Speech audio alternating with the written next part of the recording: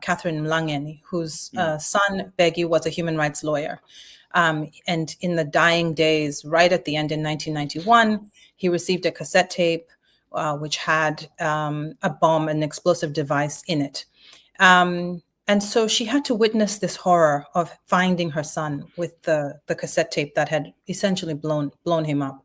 So it's a very viscerally damaging scene to view. And of course, it happened in front of his son and his wife. And so she came to the TRC to testify, to talk about what she had seen. But she also had a lot of memories about what it had meant to be the mother of an activist. And one of the things that happened in the TRC is that we focused in on the moment where activists disappeared, were killed, died. And in fact, what many people had were long memories of how they lived with activism, how they were activists themselves, but how they survived the regime.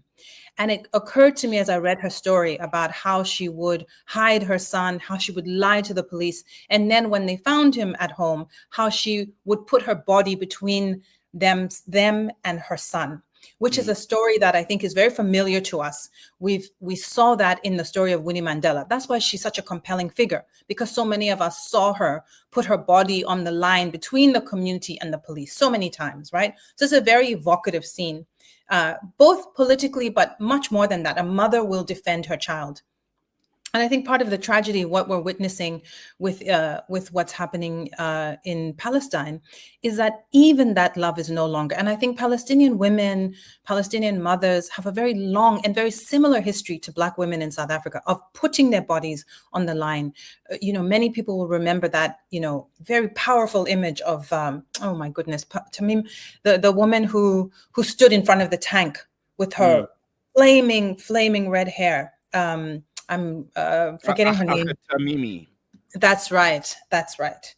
And so when you think about that Tamimi family, and when you think about what she has done, that sort of strength to stand in front of a tank, one of the things that we have witnessed in the genocide is the inability of that kind of courage to find its way to stop the bombs.